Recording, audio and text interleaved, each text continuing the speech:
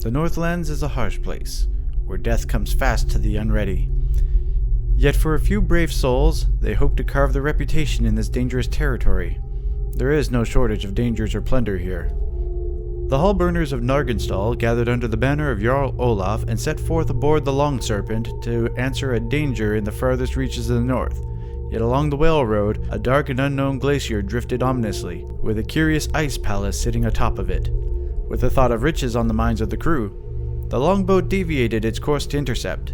Yet soon aboard this cursed isle, a blizzard separated the group and the Hallburners, and they were left alone to press forward.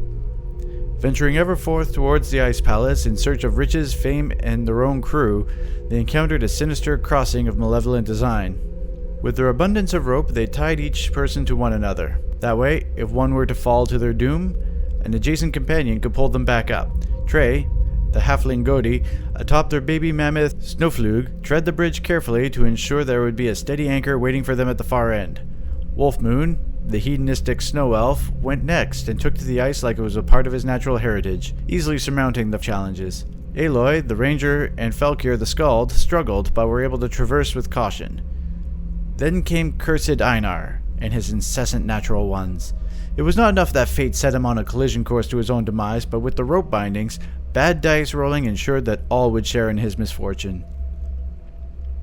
As Einar was cast into the pit, checks were made by Aloy, Falkir, and Wolfmoon in quick succession to try and halt the plummet, yet each in turn were dragged down as well. It was only by the resolute Snowflug that they were spared such an ignoble grave after an extraordinary dozen or more checks were made, with none surpassing even into the double digits.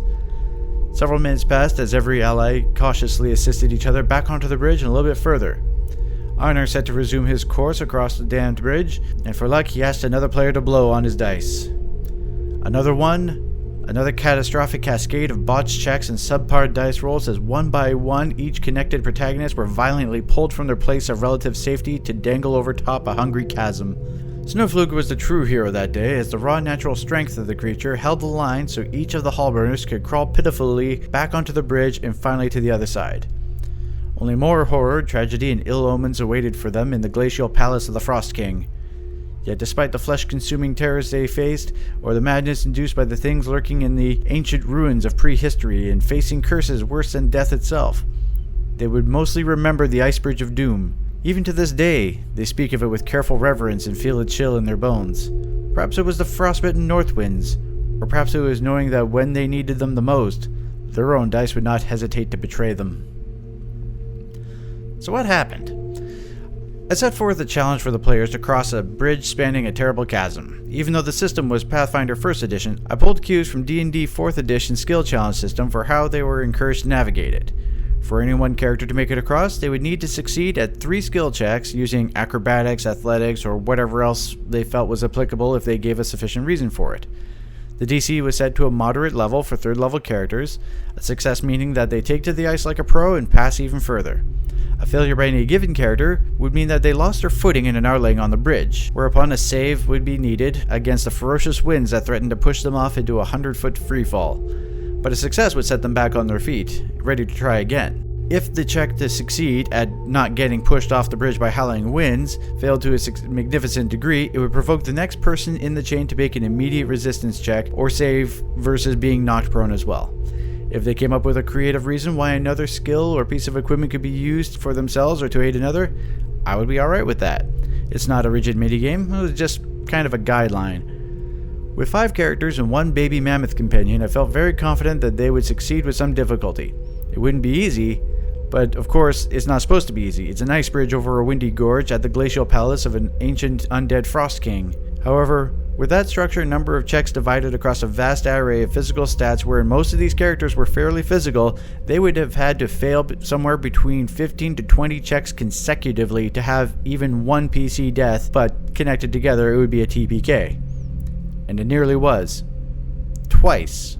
So what did we learn? D&D exists in a weird place because generally players want to succeed or fail based on knowing that they acted correctly or thought of a clever thing to do.